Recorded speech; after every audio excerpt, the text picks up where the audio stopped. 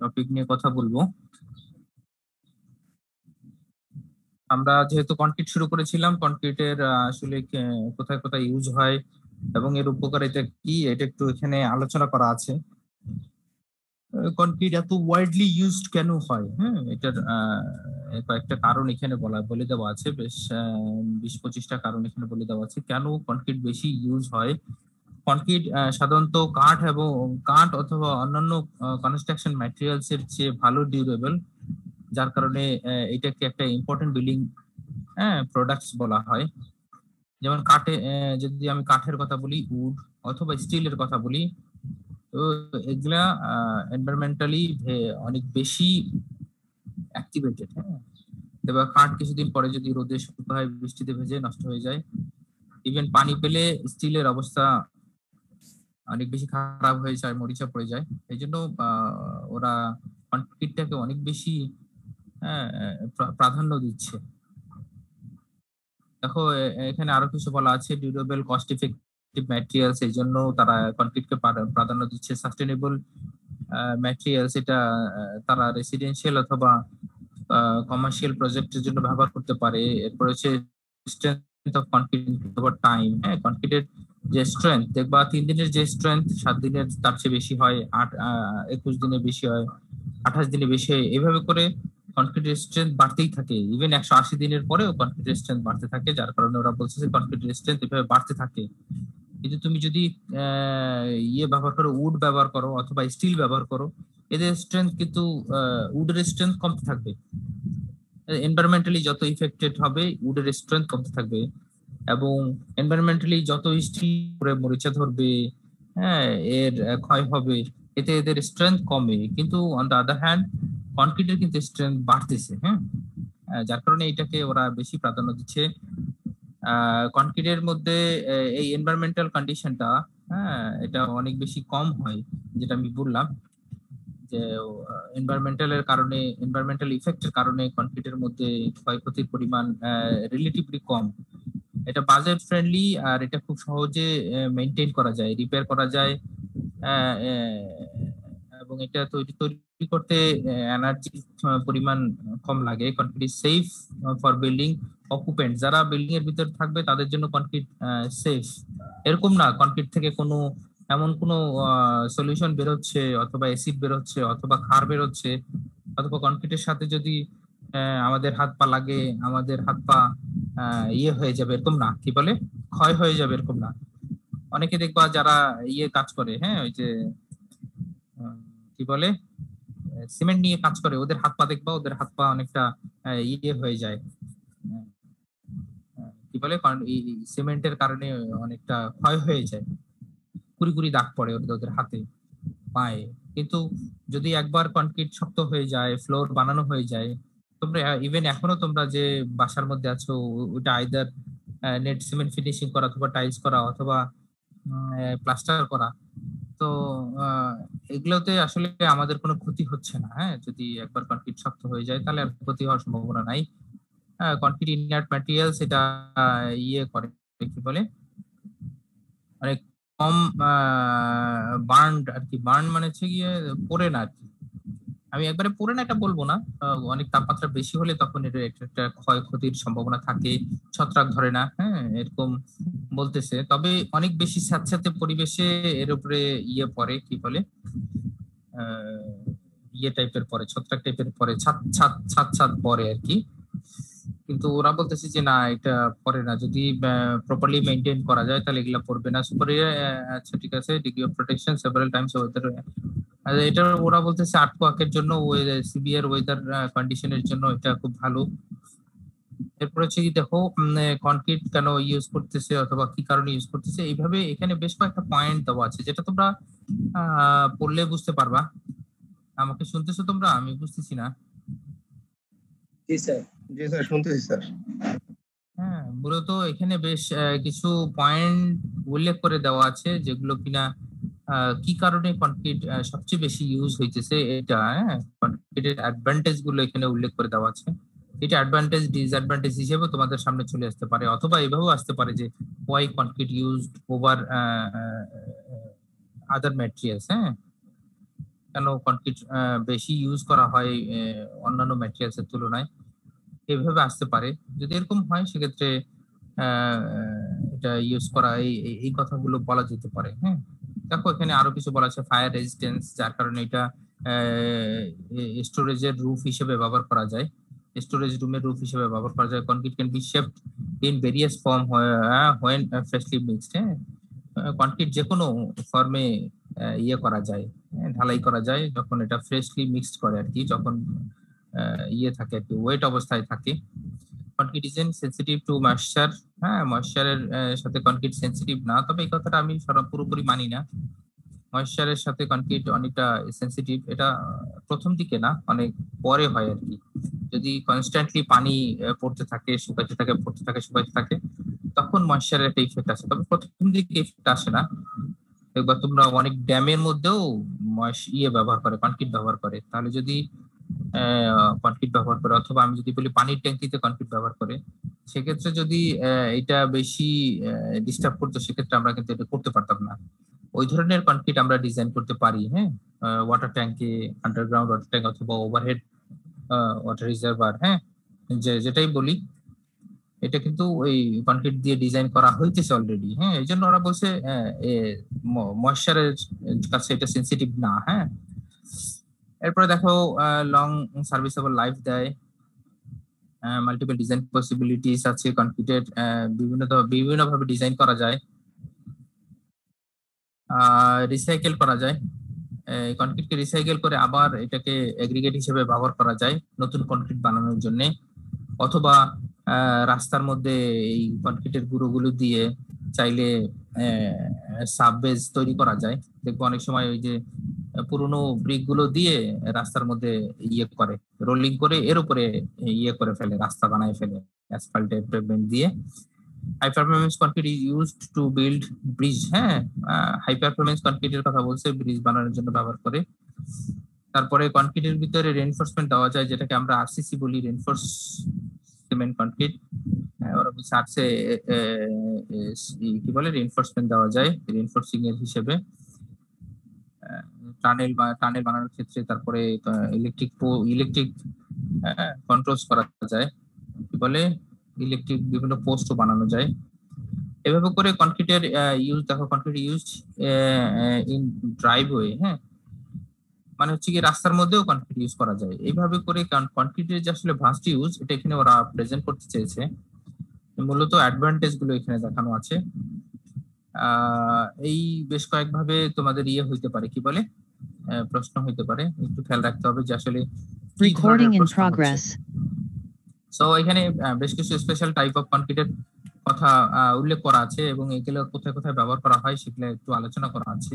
যদি আমি special type of কনক্রিটের কথা বলি, রেগুলার কনক্রিট তো আসলে আমাদের নরমাল কনক্রিট, এটা স্পেশাল টাইপ বলাও চলে, নাও বলা চলে। আমাদের নরমাল স্ট্রেংথ কনক্রিট অথবা রেগুলার কনক্রিট, এটা হচ্ছে গিয়ে আমরা যেটা সবসময় ব্যবহার করি বাসা বাড়িতে, যেটা সবসময় ব্যবহার করি। তাহলে স্পেশাল টাইপ অফ কনক্রিট কি কি হবে দেখো, হাই স্ট্রেংথ কনক্রিট আছে, অথবা স্ট্যাম্প কনক্রিট আছে, high performance concrete, self consolidated concrete, vacuum concrete, shotcrete, হ্যাঁ, roller compacted concrete, glass concrete, asphalt concrete, strength concrete, হ্যাঁ, পলিমার কনক্রিট, লাইমক্রিট, এরপরে প্রিস্টেস কনক্রিট, পিকাস্ট কনক্রিট। হ্যাঁ, এগুলা হচ্ছে গিয়ে স্পেশাল টাইপ অফ কনক্রিট। এখন regular concrete হচ্ছে কি আমরা মূলত যে কনক্রিটটা সবসময় পার্সোনাল অথবা রেসিডেন্সিয়ালে ইউজ করি, এই কনক্রিটটাকে, অথবা এটাকে ট্রেডিশনাল স্ট্রেংথ কনক্রিটও বলা যায়। হ্যাঁ, অথবা ট্রেডিশনাল ওয়েট কনক্রিটও বলা যায়।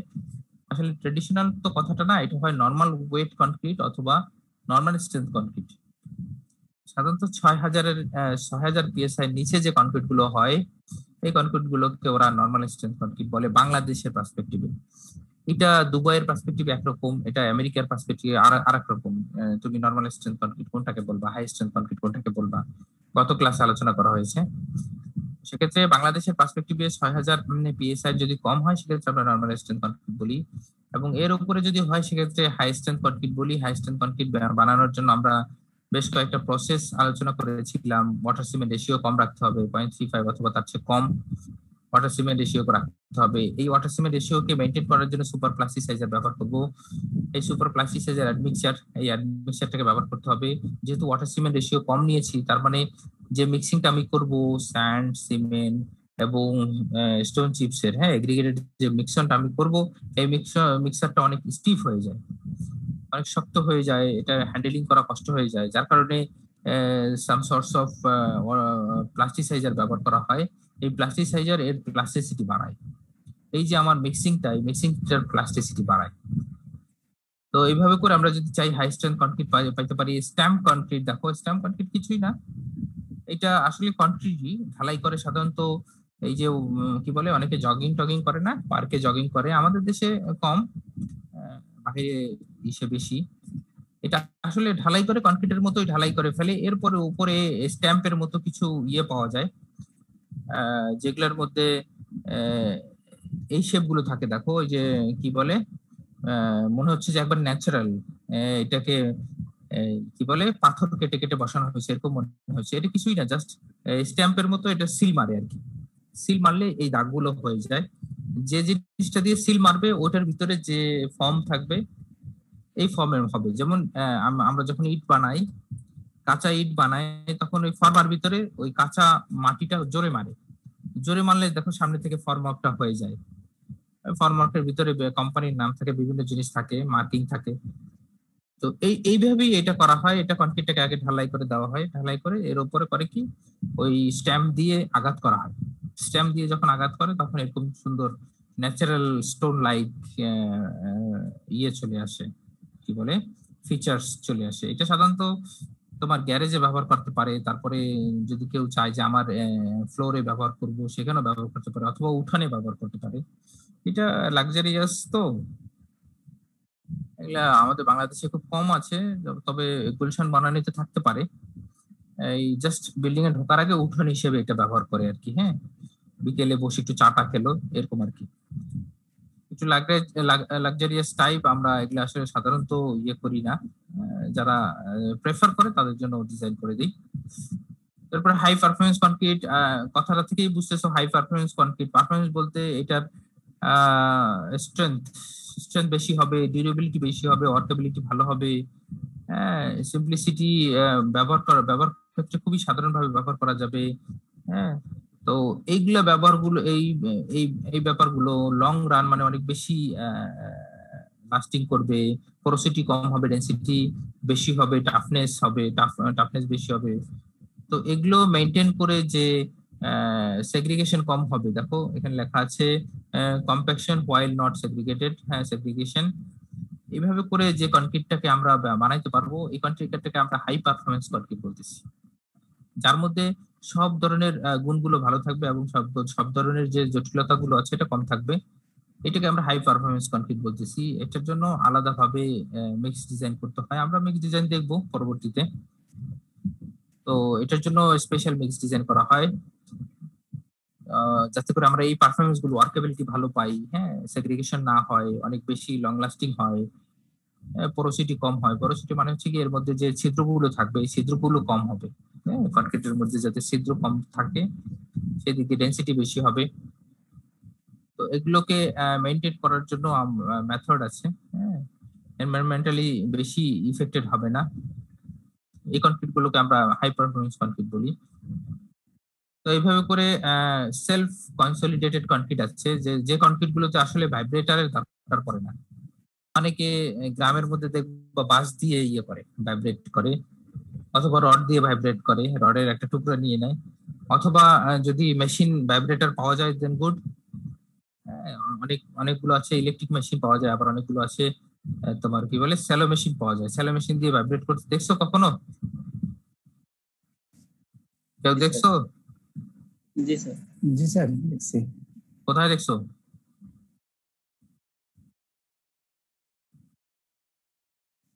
স্যার ব্রিজের কাছে দেখছি। আচ্ছা, অনেক প্রত্যন্ত অঞ্চলে যেখানে ইলেকট্রিসিটি পৌঁছানো সম্ভব না, ওইখানে ওরা স্যালো মেশিন দিয়ে ভাইব্রেট করে আর কি। ওয়ান সিলিন্ডার কিছু মেশিন পাওয়া যায়, ছোট ছোট মেশিন, ওয়েটে কম, হ্যান্ডেল করা সহজ। এটা করে কি, ওরা উঁচু করে করে এক জায়গায় নিয়ে রেখে দেয়, আর ওর সাথে হোস পাইপ লাগাই দেয়। ওই হোস পাইপটা কি দিয়ে সাধারণত ভাইব্রেট করে। তো আসলে সেলফ কনসলিডেটিং কনক্রিট যেটা আসছে এটা আসলে তোমার ভাইব্রেটরের দরকার পড়ে না। কনক্রিটের ইয়েটা এত সুন্দর এবং এর ওয়াটার সিমেন্ট এবং অথবা ওয়ার্কেবিলিটি এমন ভাবে ডিজাইন করা হয়, যদি ওয়াটার সিমেন্ট রেশিও অনেক কম থাকে, 0.38 থাকে অথবা 0.35 থাকে, অনেক কম থাকে, তারপরেও এর মধ্যে প্লাস্টিসাইজার ব্যবহার করে, সুপার প্লাস্টিসাইজার ব্যবহার করে বেশ বেশি ওয়ার্কেবিলিটি তৈরি করা যায়, যে কারণে এইটা ঢালার সাথে সাথে দেখবা, দেখো এই যে দেখো ঢালছে একবারে ইয়ে হয়ে গেছে, কি বলে, অনেকখানি ছড়াই পড়ে গেছে। তো এই ছড়ানোর পরিমাণটা আসলে আছে, এই ছড়ানোর পরিমাণটা সাধারণত 650 থেকে 700 মিলিমিটার পর্যন্ত হয়ে থাকে। এতটুকু যদি হয় সেক্ষেত্রে এটাকে আমরা ইয়ে বলতে পারবো, সেলফ কনসলিডেটেড কনক্রিট বলতে পারবো। সাধারণত যেখানে অনেক বেশি রেনফোর্সমেন্ট থাকে, রেনফোর্সমেন্টের পরিমাণ অনেক বেশি থাকে, অনেক কাছাকাছি থাকে, যেখানে আসলে ভাইব্রেটর ঢুকাই দিয়ে ইয়ে করা সম্ভব না, কি বলে, ভাইব্রেশন করা সম্ভব না, কম্প্যাকশন করা সম্ভব না, সেই সব জায়গাগুলোতে এগুলা এই ধরনের কনক্রিট ব্যবহার করা হয়। ইভেন এখন আমাদের পদ্মা সেতুর যে প্যানেলগুলো বানায় নিয়ে আসতেছে, এই পদ্মা সেতুর প্যানেলগুলো আমাদের বাংলাদেশে কেন বানায় না জানি না, চায়না থেকে বানায় নিয়ে আসতেছে, এরা এই কনক্রিট ব্যবহার করতেছে। এবং দেখবা যে ওদের যে প্যানেলগুলো এত সুন্দর মসৃণ, যেটা কিনা আমাদের বাসা বাড়িতে হয় না।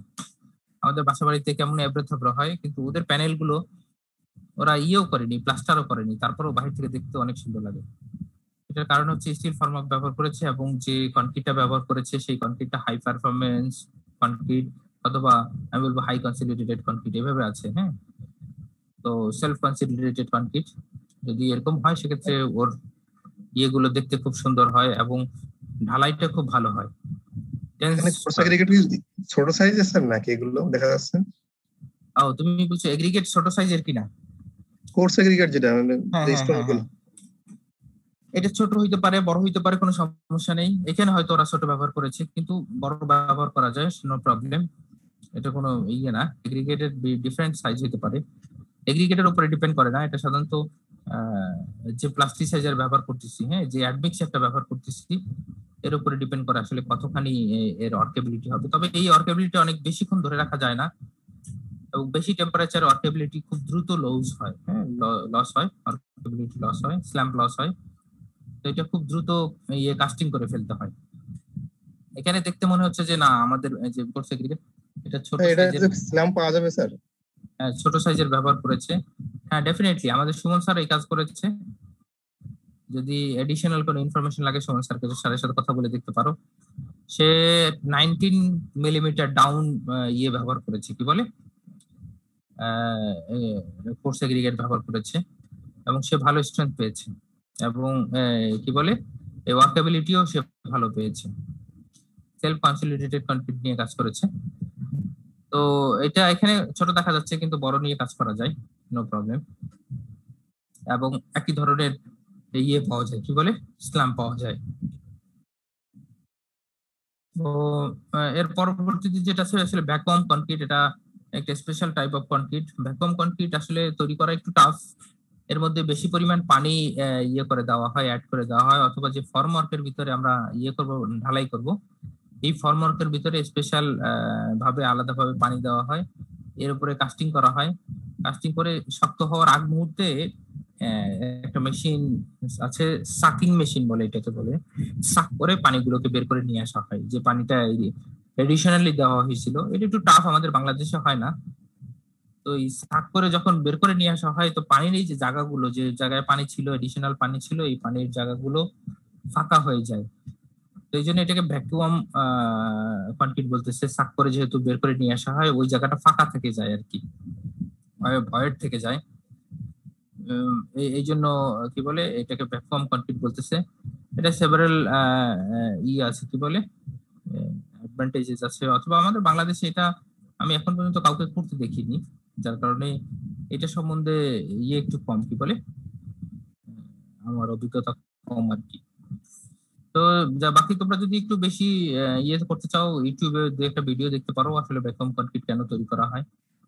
আমার কাছে এটা বেশি ইম্পর্টেন্ট মনে হচ্ছে না বাংলাদেশের পার্সপেক্টিভে। হ্যাঁ, এরপরে শর্টকাট তো সবাই দেখেছো, নিচে ফিগারটা দেখলে বুঝতে পারবা। দেখো স্যার হ্যাঁ বলো, হ্যাঁ বলো, শুনতেছি। কে স্যার স্যার ওই বলা? কংক্রিট স্ট্রাকচারের ক্ষেত্রে, হ্যাঁ হ্যাঁ। স্যার বলছি, ওই কংক্রিট স্ট্রাকচারের ক্ষেত্রে স্যার 28 দিনের পরে কি স্যার কিউরিং করা খুব প্রয়োজন? 28 দিন পর্যন্ত যদি তুমি কন্টিনিউয়াস কিউরিং করো, না 28 দিন পরে আর কিউরিং করার দরকার পড়ে না। জি স্যার। সাধারণত আমাদের যে কনক্রিট গুলো কিউরিং করা হয়, এটা সাধারণত 28 দিনে প্রায় 75 থেকে 80% স্ট্রেংথ গেইন করে ফেলে। এরপরে কিউরিং এর ইফেক্ট আর বেশি আসে না। কিউরিং করলে অনেক বেশি স্ট্রেংথ হয় এরকম না, ঠিক আছে? এরপরে আমি যেখানে ছিলাম, এটা শর্টক্রিট বলতে বোঝাচ্ছে আসলে কনক্রিটের একটা কনক্রিট প্লেস করার একটা সিস্টেমকে শর্টক্রিট বলে। যে কনক্রিট কিভাবে প্লেস করবে, তো কেউ পাম্পিং করে প্লেস করে, কেউ টুকরিতে করে নিয়ে যে ওখানে ঢেলে দেয়, কিন্তু এইখানে একটা হোস পাইপের মাধ্যমে হাই প্রেসার এয়ার দিয়ে কনক্রিটটাকে থ্রো করা হয়। কনক্রিটটাকে থ্রো করলে দেখো যেভাবে ওয়ালের মধ্যে লাগতেছে, এইভাবে ওয়ালের মধ্যে লাগে, এবং ভার্টিক্যালি এটা সাধারণত শোর ওয়াল তৈরি করতেছে। এখানে যেটা দেখতেছে এটা যে কি বলে, শোর ওয়াল বলতে এটা কনস্ট্রাকশনের বেলাও করা হয়। মাটিকে বেশি খনন করে বেশি নিচে যাইতে হইলে আশপাশে দিতে হয়, হ্যাঁ, সিরিজ পাইল দিয়ে, এই সিরিজ পাইলের সাথে রিইনফোর্সমেন্ট এভাবে সাজাই দিয়ে তারপর এভাবে কাস্টিং করে দিতে হয়। হ্যাঁ, এটা অনেকটা রিটেনিং ওয়ালের মতো কাজ করে। তো এই প্রসেসটাকে ওটা শর্টক্রিট বলতেছে। যে প্রসেসে কনক্রিটটাকে এখানে প্লেস করতেছে এটাকে শর্টক্রিট বলতেছে। তো হাই প্রেসার এয়ার দিয়ে কনক্রিটটাকে থ্রো করলে এভাবে কনক্রিটটা লেগে যাচ্ছে, পরবর্তীতে জাস্ট হালকা কিছু পাট্টা দিয়ে করলেই হয়ে যায়। এই প্রসেসটাকে শর্টক্রিট বলতেছে। এরপরে রোলার কম্প্যাক্টেড কনক্রিট আছে। রোলার কম্প্যাক্টেড কনক্রিট সাধারণত রোডের মধ্যে ব্যবহার করা হয়। এর মধ্যে সিমেন্টের পরিমাণ কম ব্যবহার করা হয়, এবং প্লেস করার পরে এভাবে দেখো, প্লেস করার পরে এভাবে রোলার দিয়ে কম্প্যাক্ট করা হয়। এই জন্য এটাকে রোলার কম্প্যাক্টেড কনক্রিট বলা হইতেছে। এই কনক্রিটের ডেনসিটি অনেক বেশি হয় যেহেতু এটা রোলার দিয়ে কম্প্যাক্ট করতেছে। এটা সাধারণত রোডে অথবা ইসে ব্যবহার করা হয়, কি বলে, রানওয়েতে ব্যবহার করা হয়। স্পেশাল টাইপ অফ পেভমেন্ট এটি ডিজাইন করা হয়।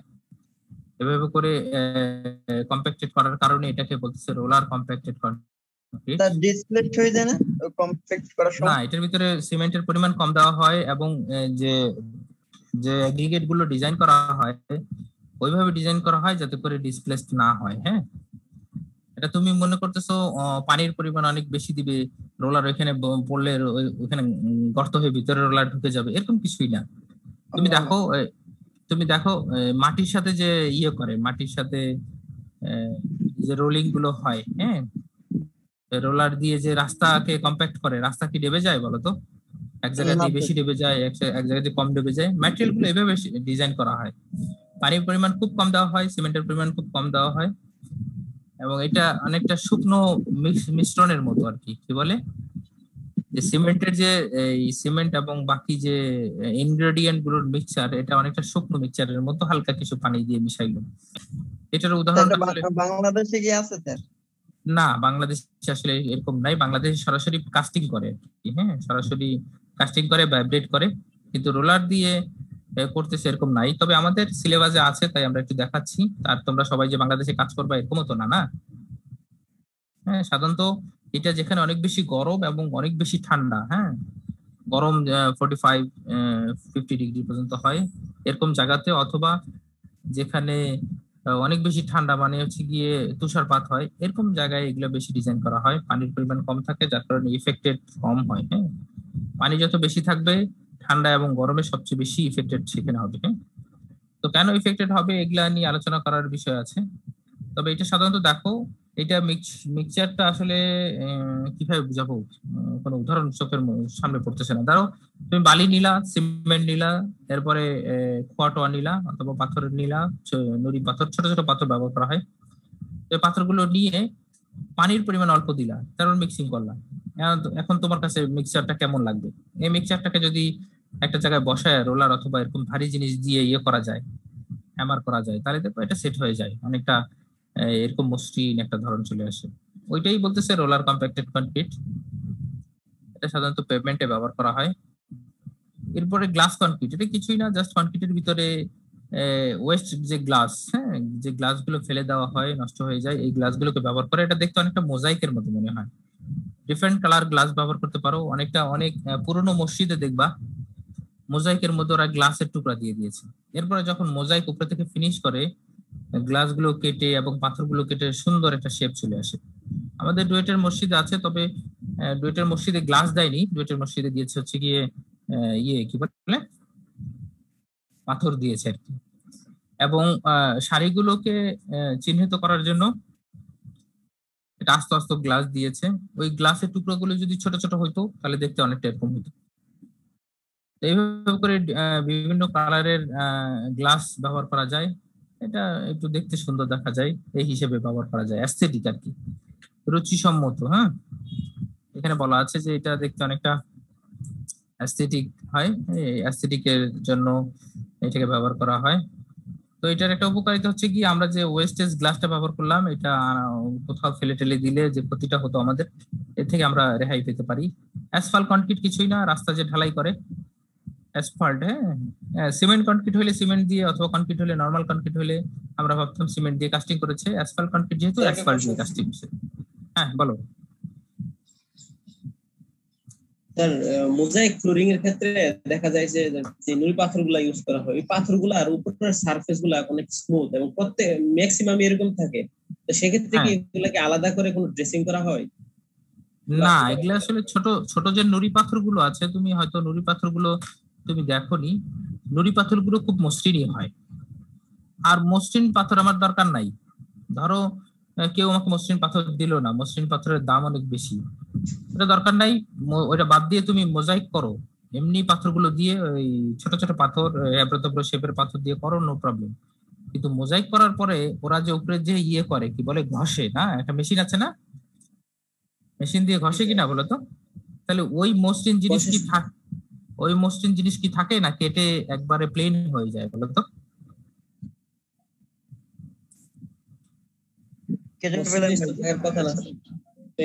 কেটে প্লেন হয়ে যায় না, একই লেভেল হয়ে যায় না বলো তো?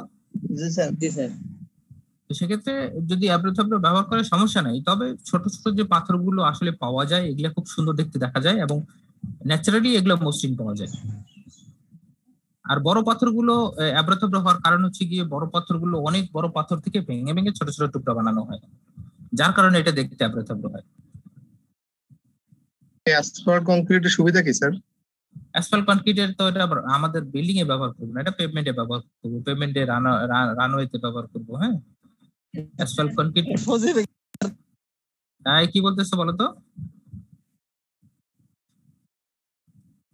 অ্যাসফাল্ট কনক্রিট আসলে আমরা রাস্তায় যে ঢালাই দিই না, দেখবা যে একটা করে, এই তারগুলোকে, অ্যাসফাল্ট গুলোকে আগে গরম করে, অথবা গুলোকে গরম করে, পাথরগুলোকে গরম করে, এরপরে ওর ভিতরে দেয়, কি বলে, অ্যাসফাল্ট গুলো দেয়, দিয়ে মিক্সিং করে। এটার এখন মেশিন পাওয়া যায় অনেক জায়গায়, মেশিনে ব্যবহার করে দেখলাম। তো তারপরে রাস্তার মধ্যে দিয়ে কম্প্যাক্ট করে, কি বলে, রোলার দিয়ে কম্প্যাক্ট করে ফেলে। এটা কি অ্যাসফাল্ট কনক্রিট বলতেছে, ছবিতে দেখা যাচ্ছে। এটা সাধারণত পেভমেন্টে ব্যবহার করা হয়, অথবা রানওয়ে ব্যবহার করা হয়, রানওয়েতে ব্যবহার করা হয়। অনেক সময় তোমরা চাইলে পার্কিং এও ব্যবহার করতে পারো, যদি হয়, সুবিধা হয়। এটা হচ্ছে গিয়ে, যদি তুমি বলো যে এটার সুবিধা কি, হ্যাঁ, এটার বেশ কিছু অসুবিধা আছে, এগুলো যদি বলি তাহলে সুবিধা তুমি বুঝে ফেলবা। এইটা যদি তাপমাত্রা বেশি হয় তাহলে অসুবিধা। যেমন আমাদের যে অ্যাসফাল্ট আছে, এই অ্যাসফাল্টের যে টেম্পারেচার, হ্যাঁ, মেল্টিং টেম্পারেচার, এই টেম্পারেচারটা পানির মতো অথবা অন্যান্য জিনিসের মতো 100°C না, এটা 100° কম।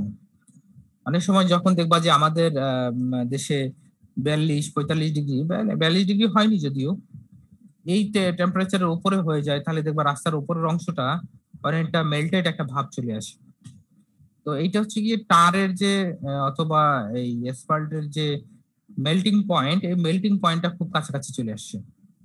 তো কাছাকাছি চলে আসার কারণে এটা নরম হয়ে যায়, এবং অনেক এটা নরমটা অনুভব করা যায় যদি কেউ এটাকে টাচ করে অথবা এর উপরে পা রাখে তাহলে অনেকটা কতখানি নরম হয়েছে এটা অনুভব করা যায়। তবে এটা আমাদের বাংলাদেশে সম্ভাবনা কম, যেখানে বিশেষ করে সৌদি আরব অথবা দুবাইয়ে যেখানে বেশি তাপমাত্রা হয় সেক্ষেত্রে এটার সম্ভাবনা বেশি। আর যেখানে তাপমাত্রাটা এত বেশি হয় না অথবা তাপমাত্রার পরিমাণ ইসে থাকে কি বলে মাইনাসের দিকে থাকে অথবা জিরোর কাছাকাছি থাকে, তখন সেখানে এটা সমস্যা হওয়ার কথা না। এই জন্য অনেক জায়গায় এই অ্যাসফাল্ট পেমেন্ট করে। এর মধ্যে পানি গেলে যদি পানি পরে চলে যায় সরে যায় তাহলে কোনো সমস্যা নেই, কিন্তু যদি পানি জমে থাকে তাহলে সমস্যা।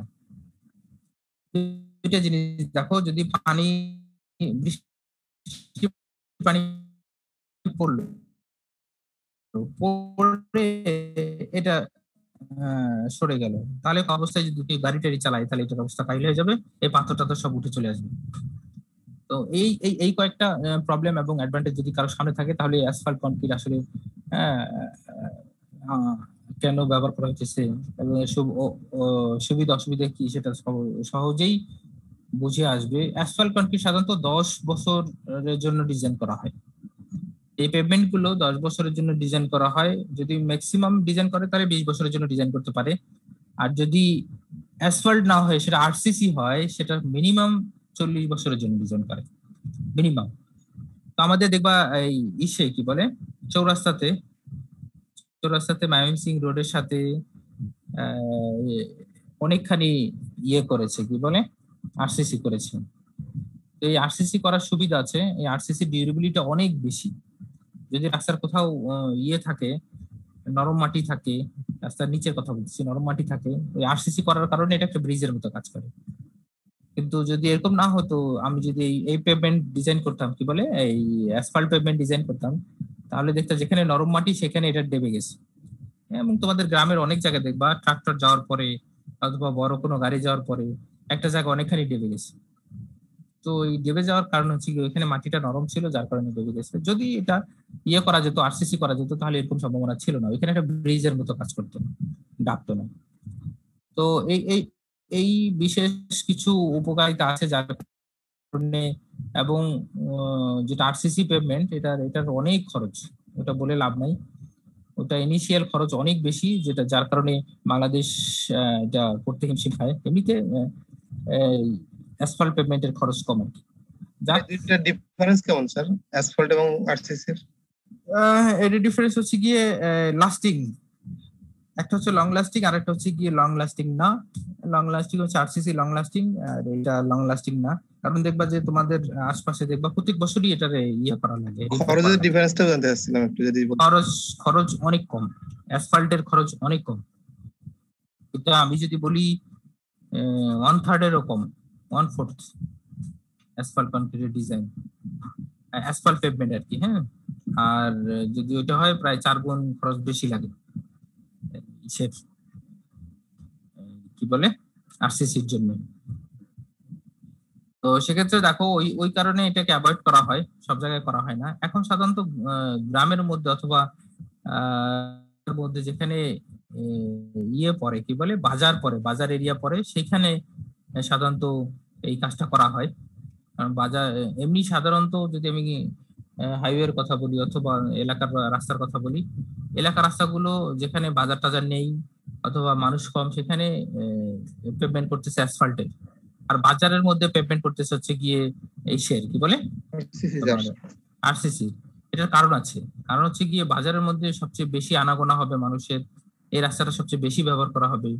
হ্যাঁ, এই বিভিন্ন ট্রাক আসবে, লরি আসবে, এতে করে এখানে ক্ষতির পরিমাণ বেশি হয়। ওরা স্টাডি করে দেখেছে যে বাজার এরিয়াতে শুরুতে এবং বাজার এরিয়ার শেষ পর্যন্ত এই আরসিসি করে দিয়েছে, এটা সুবিধা আছে। যার কারণে স্টাডি করার পরে দেখছে, এরপরে এটা করে ফেলেছে। যাক, ওইদিকে আমরা যাব না, আমরা আমাদের টপিক থেকে আলাদা টপিকে চলে যাচ্ছি। একটু ফেরত আসি। দেখো, rapid hardening, rapid strength concrete, যেটা কথা থেকেই বোঝা যাচ্ছে র্যাপিড স্ট্রেংথ হবে, স্ট্রেংথটা খুব র্যাপিডলি হবে কি বলে গেইন করবে। এটা সাধারণত কনস্ট্রাকশন কাজটাকে অনেক বেশি দ্রুত করার জন্য এই কাজটা করা হয়, র্যাপিড স্ট্রেংথ কনক্রিট ব্যবহার করা হয়। আসলে এটা সিমেন্টটাকে র্যাপিড স্ট্রেংথ সিমেন্ট ব্যবহার করা হয়। তো আমরা সিমেন্টের ক্ষেত্রে আমরা পড়ে আসছি কিছু কিছু সিমেন্ট আছে যেটা খুব দ্রুত শক্তি গেইন করে ফেলে। এই সিমেন্ট গুলো যদি ব্যবহার করি সেক্ষেত্রে আমার কনস্ট্রাকশনটা দেখো, আমাদের কনস্ট্রাকশনে মিনিমাম 21 থেকে 21 দিন পর্যন্ত ছাদের তলার অথবা বিমের তলার শাটারিংটা রাখতে হয়। আর যদি এই সিমেন্ট অথবা এই কনক্রিট আমরা ব্যবহার করি সেক্ষেত্রে আমরা ইভেন 7 থেকে 10 দিনের মধ্যে আমরা এই শাটারিংটাকে সরাই ফেলতে পারবো। তো যার কারণে যদি 7 থেকে 10 দিনের মধ্যে এটা সরাই ফেলতে পারি, আবার এই শাটারিংটাকে উপরে ফিক্স করে মোটামুটি 15 দিনের মধ্যে আবার নতুন করে কাস্টিং দেওয়া যায়। কিন্তু তুমি যত দ্রুতই কাস্টিং দিতে চাও, নরমাল স্ট্রেংথ কনক্রিট যদি কাস্টিং দাও তাহলে মাসে একটা ছাদের বেশি তুমি দিতে পারবে না, কারণ তোমার 28 দিন পর্যন্ত তো এটা রেখেই দিতে হবে। তো 28 দিন পর্যন্ত রেখে দিয়ে তারপরে 28 দিন পরে খোলার পরে এই শাটারিংটা নিয়ে উপরের ফ্লোরে আটকানো, আটকে তারপরে উপরে রেইনফোর্সমেন্ট কে সাজানো, বিমের জন্য রেইনফোর্সমেন্ট করা, তারপরে স্ল্যাবের জন্য করা, 28 দিনের পরে তুমি 2 দিনে এত কাজ তো করতে পারবে না। এই জন্য বলা হয় যে সাধারণত নরমাল স্ট্রেংথ কনক্রিট দিয়ে যদি কাস্টিং করা হয় মাসে একটার বেশি দেওয়া যায় না, কি বলে স্ল্যাব দেওয়া যায় না, স্ল্যাব ঢালাই করা যায় না।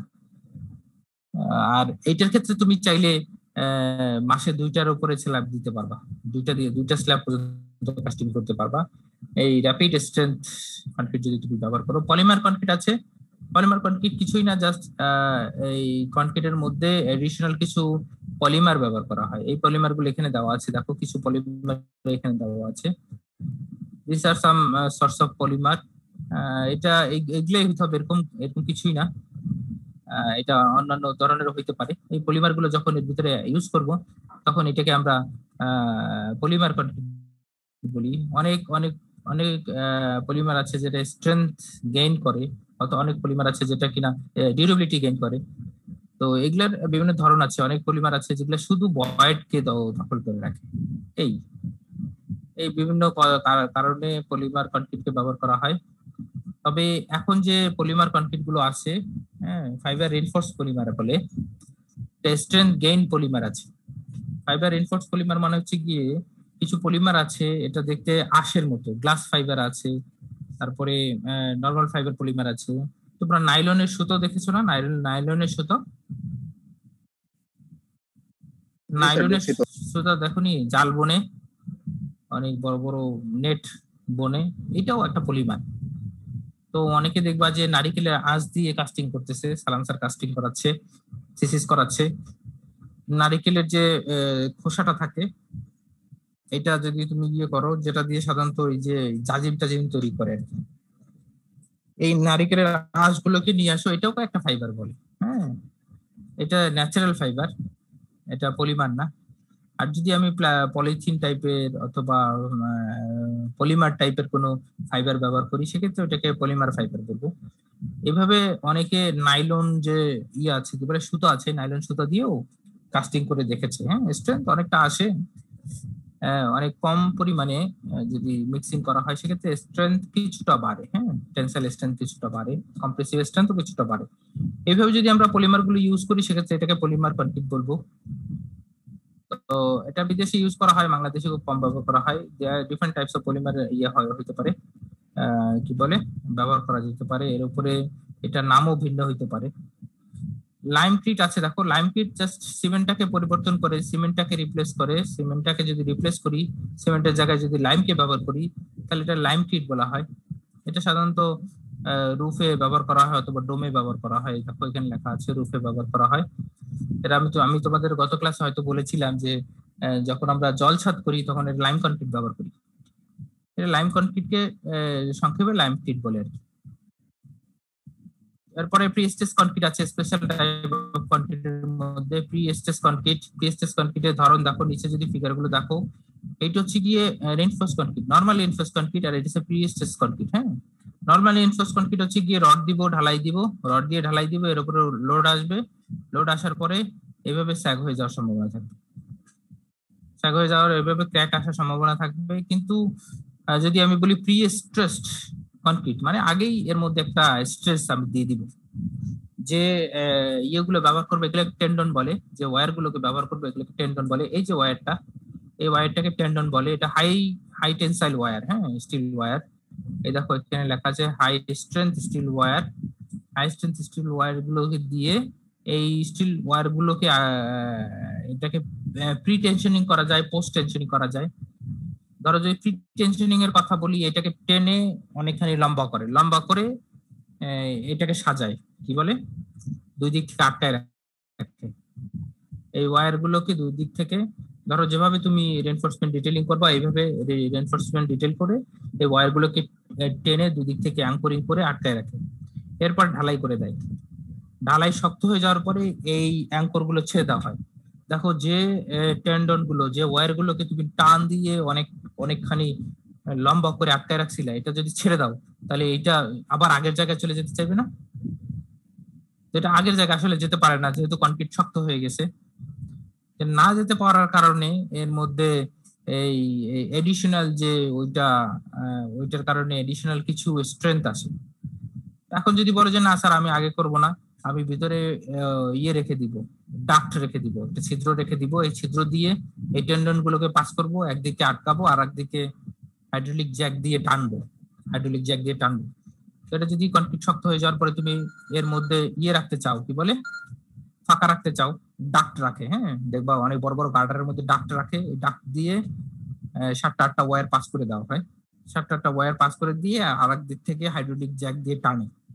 হাইড্রোলিক জ্যাক দিয়ে টেনে একবার অনেকখানি টেনে, যতখানি তোমার দরকার হয়, ডিজাইন করা হয় যে স্ট্রেংথের জন্য, ওই স্ট্রেংথ টানলে হয় কি এইভাবে হয়ে যায়। এর শেপটা এভাবে হয়। দেখো নিচে থেকে এখানে যদি আমি টানাটানি করি, এর শেপটা এরকম হয়ে যাবে, কারণ এটা নিচের দিকে আছে, এটার উত্তলাকার হবে। এরপরে যখন এখানে লোড আসে, দেখো এখানে লোড আসলে এই লোড এই যে টানের কারণে যে এক্সট্রা স্ট্রেস এখানে ডেভেলপ হয়েছিল, এই লোডের কারণে যদি লোড এবং এই স্ট্রেস সমান হয় তাহলে এরকম সমান মসৃণ হয়। এরপরে যদি আরো লোড দেয় তাহলে এরকম হইতে পারে, যেটা কিনা রেইনফোর্স কনক্রিটে দেখানো আছে, এরকম হইতে পারে লোডের পরিমাণ যদি আরো বেশি হয়। তবে এমন ভাবে ডিজাইন করা হয় যাতে করে যে উপরে যে আমার সার্ভিস লোডটা আসবে এবং আমার যে প্রি স্ট্রেসটা যেখানে যেটা দেওয়া আছে এটা ব্যালেন্স হয়ে যায়, তখন এটা সুন্দর এরকম ইয়ে দুইটা স্ট্রেস ব্যালেন্স হওয়ার কারণে এটা একবার হরিজন্টাল হয়ে যায়। সাধারণত এইভাবে ডিজাইন করা হয় যাতে করে এর মধ্যে এডিশনাল কোনো টেনশনাল স্ট্রেস ডেভেলপ না করে। এই ইসের কারণে যে স্ট্রেসটা আমি দিয়ে দিচ্ছি, হ্যাঁ, প্রি স্ট্রেসটা যেটা দিয়ে দিচ্ছি এবং এই লোডের কারণে যে স্ট্রেসটা আসে, এই দুই স্ট্রেস ইয়ে হয়ে যায়। লোডের কারণে যে স্ট্রেস আসবে টেনসাইল স্ট্রেস, আর এই যে কম্প্রেশন দিয়ে দিছি, এই দুইটা টেনশন এবং কম্প্রেশন মিনিমাইজ হইলেই তখন এরকম আসে। সাধারণত দেখবা বড় বড় গার্ডারে এভাবে পাইপ দিয়ে, ফ্লেক্সিবল পাইপ দিয়ে এখানে ডাক্ট রাখা হয়, এরপরে ওর মধ্যে দিয়ে টেন্ডন গুলো পাস করে দিয়ে তোমার হাইড্রোলিক জ্যাক দিয়ে টেনে আটকে দেয়। তো এটা যদি তোমরা এই ব্রিজের কাজটা দেখে থাকো তাহলে হয়তো তোমরা দেখে থাকবা। এবং প্রিকাস্ট হয় কমপ্লিট কি স্যার হলো লোড ডায়াগ্রাম বাঁকানো থাকে স্যার? লোড ডায়াগ্রাম বাঁকানো থাকে না, এটাকে আমরা ডিজাইন করি বাঁকানো হিসেবে। এটা তো জাস্ট একটা ফেনোমেনা তোমাদেরকে বোঝানোর জন্য। এইভাবে থাকলে হবে নাকি? একটা ধরো ব্রিজের একটা স্ল্যাব যদি এরকম থাকে অথবা ব্রিজের একটা গার্ডার এরকম থাকে, তাহলে এটার প্রতি গাড়ি যেতে ভয় পাবে না? জি স্যার, ভয় পাবে। এরকম হয় না। আমরা সার্ভিস লোডের ক্ষেত্রে বলি এডিশনাল লোড বাদে, সার্ভিস লোড বলতে নিজের যে লোড আছে ওয়েট আছে, সেলফ ওয়েট আছে, এবং আশপাশে থেকে যে লোড গুলো আসে, হ্যাঁ, গার্ডারের সেলফ ওয়েট ধরো, এবং ও আশপাশ থেকে যে লোড মানে হচ্ছে গিয়ে এর উপরে রেলিং থাকতে পারে, এর উপরে স্ল্যাব থাকতে পারে, স্ল্যাবের উপরে পেভমেন্ট থাকতে পারে, হ্যাঁ, এই লোড গুলো আসার পরে একবারে এরকম হয়ে যায়, হ্যাঁ, দেখতে এরকম হয়ে যায়, কিন্তু এরপরেও এর ভিতরে কিছুটা প্রি স্ট্রেস থেকে যায়, হ্যাঁ, যেটা কিনা ওই উপরে দিয়ে গাড়িটা চললে ওইটাকে প্রতিহত করে। তবে তোমরা প্রি স্ট্রেস নিয়ে পড়াশোনা করবা, ফাইনাল ইয়ারে একটা কোর্স আছে প্রি স্ট্রেস ডিজাইন, ওইখানে তোমরা ডিজাইনও করবা, হ্যাঁ, খুব ইন্টারেস্টিং। এই জন্য আমি বেশি কিছু বলতেছি না, জাস্ট একটু ধারণা দিচ্ছি। আর প্রিকাস্ট আছে, পূর্বে কাস্ট করে ফ্যাক্টরিতে কাস্ট করে নিয়ে আসে, এটাকে প্রিকাস্ট বলতেছে, হ্যাঁ, ফ্যাক্টরিতে কাস্ট করবে, ফ্যাক্টরিতেই কিউরিং করবে, কিউরিং করে এরকম আস্ত জিনিস নিয়ে আসবে। এভাবে এগুলো যেটা দেখছো যেটা টানেলের জন্য, আমাদের কর্ণফুলী টানেল হচ্ছে, এই টানেলের জন্য এগুলা তৈরি করেছে। তো এগুলা ওই টানেলের মধ্যে দিয়ে দেওয়া হয়, বসায় দিলে এবং এই জয়েন্ট গুলোকে আটকে দেওয়া হয়, আটকে দিলে টার্নেল গুলো তৈরি হয়ে যাচ্ছে। কর্ণফুলী টার্নেল আমাদের ডুয়েট থেকে ইন্সপেকশনে গিয়েছিল রেজাল্ট স্যার, অ্যাডভাইজার হিসেবে আছেন। এরপরে দেখো এখানে পাশে একটা বড় একটা দেখানো আছে, গার্ডার, বক্স গার্ডার দেখানো আছে, একবারে ফুল বক্স গার্ডারটা এইটা ফ্যাক্টরিতে তৈরি করা। দেখো এই যে ক্রেন দিয়ে উঁচু করে এখানে বসাই দিবে জাস্ট। তার মানে এটা পূর্বে কাস্টিং করা থাকে, এই জন্য প্রিকাস্ট কনক্রিট বলা হয়। হ্যাঁ, পূর্বে কাস্টিং এবং কিউরিং এটা ফ্যাক্টরি থেকে করে নিয়ে আসা হয়। এই হচ্ছে তোমাদের কি বলে ডিফারেন্ট টাইপস অফ স্পেশাল কনক্রিটের কথা বললাম। বেশ কয়েকটা স্পেশাল টাইপ অফ কনক্রিট আছে, একটু দেখে নিও, নো প্রবলেম। এরপরে যে জিনিস নিয়ে আলোচনা করব এটা একটু আরো মাচ মোর ইন্টারেস্টিং ব্যাপার, সেটা হচ্ছে গিয়ে কেমিক্যাল অ্যাটাক। দেখো এতক্ষণ আমরা যে কনক্রিট গুলো পড়েছি, এই কনক্রিট গুলোর মধ্যে কোন কোন কেমিক্যাল অ্যাটাক করতে পারে এবং এর অ্যাটাকের কারণে এর মধ্যে কতখানি, দেখছো আমার কান ব্যথা হয়ে গেছে, দেখছো মাইক্রোফোন গুলো, হেডফোন গুলো খুব ডিস্টার্বিং, একবারে কানকে আটকে ধরে রাখে আর খুব ব্যথা লাগে। যাক, সমস্যা নাই। দেখো কি কি ধরনের কেমিক্যাল এটা অ্যাডভার্সলি এফেক্ট করতে পারে, সেটা হচ্ছে সালফেট অ্যাটাক করতে পারে, ক্লোরাইড অ্যাটাক করতে পারে, অ্যালকালি অ্যাক্টিভিটির আছে, এগ্রিগেট আছে, এরপরে হচ্ছে কার্বনেশন আছে, অ্যাসিড অ্যাটাক আছে। এখন অনেকে বলতে পারো স্যার শুধু সালফেট ক্লোরাইড এর কথা বললেন, তারপরে কার্বনের কথা বললেন, অ্যাসিডের কথা বললেন, আরো তো অনেক কিছু আছে, আরো অনেক কেমিক্যাল আছে। আসলে অনেক কেমিক্যাল আছে যেগুলো কিনা এর মধ্যে কোনো রিঅ্যাকশনই করে না, হ্যাঁ, কনক্রিটের সাথে রিঅ্যাকশনই করে না। অনেক স্টাডি হয়েছে, স্টাডি হওয়ার পরে অনেক থিসিস হয়েছে, অনেক ইনভেস্টিগেশন হয়েছে, তারপরে দেখা গেছে সালফেট, ক্লোরাইড, তারপরে কার্বন, অ্যাসিড, আর কিছু এগ্রিগেট আছে যেটা অ্যালকালি রিঅ্যাক্টিভ আর কি, অ্যালকালি রিঅ্যাক্টিভ। এই এগ্রিগেট গুলো ডিস্টার্ব করে আর কি, কনক্রিটকে ডিস্টার্ব করে। আসলে যেগুলো সিভিয়ারলি ডিস্টার্ব করে এগুলো নিয়ে আলোচনা করা হয়েছে। সালফেট বুঝতেছো, সালফেট হইতে পারে মাটির মধ্যে থাকে, এটা সলিউবল টাইপেরও থাকতে পারে, আবার অ্যানহাইড্রেট মানে টাইপেরও থাকতে পারে, কি বলে দানাদার টাইপেরও থাকতে পারে। এটা মাটির মধ্যে যেহেতু থাকে, পানি পাইলে এটা দ্রবীভূত হয়ে যায়, আর না হলে দানাদার অবস্থায় থাকে। এটা সাধারণত ক্যালসিয়াম, ম্যাগনেসিয়াম, সোডিয়াম, তারপরে অ্যামোনিয়াম অথবা পটাশিয়াম সালফেট হিসেবে থাকে আর কি মাটির মধ্যে, হ্যাঁ, সয়েলের মধ্যে এই কয়টার সালফেট হিসেবে থাকে। দেখো এই যে এখানে দেখানো আছে ক্যালসিয়াম, ম্যাগনেসিয়াম, সোডিয়াম, অ্যামোনিয়াম অথবা পটাশিয়াম সালফেট হিসেবে থাকে মাটির মধ্যে। এটা যখন শুকনো অবস্থায় থাকে, হ্যাঁ, তো শুকনো অবস্থায় থাকে তখন আমাদের সমস্যা হয় না আর কি, তখন এটা সাধারণত কোনো সমস্যা করে না ইসের মধ্যে, কি বলে আমাদের কনক্রিটের মধ্যে বেশি একটা সমস্যা করতে পারে না। কিন্তু সমস্যা তখনই করে যখন এটা আসলে সলিউবল টাইপের হয়ে যায়, হ্যাঁ, লিকুইড ফর্মেটে আসে। লিকুইড ফর্মে যখন করে তখন তারা করে কি, এই যে আমাদের যে কনক্রিট আছে, কনক্রিটের কিছু বয়েড আছে, হ্যাঁ, এই বয়েডের মধ্যে ওরা করে ঢোকার চেষ্টা করে। তো কনক্রিটের এই বয়েড গুলোর মধ্যে ঢোকার চেষ্টা করলে এই কনক্রিটের ভিতরে যে সিমেন্ট আছে, সিমেন্টের সাথে রিঅ্যাকশন করে। তো সিমেন্টের মধ্যে সিমেন্টের সাথে যে রিঅ্যাকশন করে, এই রিঅ্যাকশনের কারণে তো ওরা বিভিন্ন ক্যালসিয়াম হাইড্রোক্সাইড, হ্যাঁ, ক্যালসিয়াম হাইড্রোক্সাইড অথবা এই ইয়েগুলোকে তৈরি করে, যেগুলো কিনা এই যে কনক্রিটের ভলিউমটাকে চেঞ্জ করে ফেলে। দেখো এখানে volume of the cement paste in concrete, এটাকে করে, হ্যাঁ, চেঞ্জ করে। দেখো changing the volume of cement paste in concrete, হ্যাঁ, সিমেন্ট পেস্টের যে তোমার ভলিউমটা এটা চেঞ্জ করে ফেলে। দেখো ভলিউম যদি বেড়ে যায় তাহলে ক্র্যাক দেখা যাবে বাইরে থেকে, আর ভলিউম যদি কমে যায় তাহলেও ক্র্যাক দেখা যাবে, এটা শ্রিঙ্কেজের কারণে ক্র্যাক দেখা যায়। তো যার কারণে এই যে সালফেটটা খুবই ডেঞ্জারাস। এটা করে কি, এই আমাদের যে কনক্রিটটাকে এইটারে পাউডার বানায় ফেলে আর কি, মানে পাউডারের মতো আর কি, এটা ধরলে খসে খসে পড়ে যায় আর কি। এখানে নিচে একটা দেখানো আছে, দেখো যদি এরকম সালফেটের পরিমাণ বেশি হয়, দেখো এখানে আসতেছে না স্যার। স্ক্রিন আসেনি? স্যার এটা স্যার প্রিকাস্ট কনক্রিটের ওইটাই স্যার আছে। আচ্ছা আচ্ছা আচ্ছা, তাহলে এতক্ষণ আসেনি আর তোমরা এখন মাত্র বলতেছো আমাকে এটা হইলো, এখন আসছে? হ্যাঁ স্যার। হ্যাঁ দেখো এই সালফেট যেখানে বেশি সেখানে এই সালফেটের কারণে দেখো এই নিচের অংশটুকু দেখা যাচ্ছে, উপরের অংশ তো ঠিকই আছে, উপরের অংশ ঠিক আছে, এখানে সালফেট টালফেট কিছুই নাই, কিন্তু নিচের অংশে যেখানে সালফেটের পরিমাণ বেশি ছিল এখানে দেখো এরকম হয়ে গেছে। যদি কেউ এখানে যে টাচ করো তাহলে দেখবা এটা ঝুরঝুর করে পড়ে যাচ্ছে। তুমি উই পোকার বাসা দেখেছো না? উই পোকার বাসা দেখবা টাচ করলে পড়ে যায়, চুরচুর করে পড়ে যায়, এরকম পড়ে যাবে। এইটা হচ্ছে পাউডার লাইক ম্যাটেরিয়াল তৈরি করে ফেলে এই ইয়েটা সালফেটটা রিঅ্যাকশন করার পরে। তো এটাকে আসলে প্রতিহত করার সিস্টেম আছে। প্রতিহত করার সিস্টেম আমাদের একটা সিমেন্টের নাম আছে সালফেট রেস্টিং পোর্টল্যান্ড সিমেন্ট। হ্যাঁ, এই সিমেন্টটাকে ব্যবহার করা যেতে পারে। তো এই সিমেন্টটা যদি আমরা ব্যবহার করি তাহলে সেক্ষেত্রে এইটার এই কথা বিবেচনা করেই আসলে সালফেট রেস্টিং পোর্টল্যান্ড সিমেন্টটাকে তৈরি করা হয়েছে আর কি। হ্যাঁ, তো এই সিমেন্টটাকে আমরা ব্যবহার করতে পারি। আরো বেশ কিছু ইয়ে করতে পারি, যেমন এখানে দেখো ব্লাস্ট ফার্নেস স্ল্যাগ আছে। এই আমরা যখন সিমেন্ট তৈরি করব ব্লাস্ট ফার্নেস স্ল্যাগ ব্যবহার করতে পারি। ব্লাস্ট ফার্নেস স্ল্যাগ সাধারণত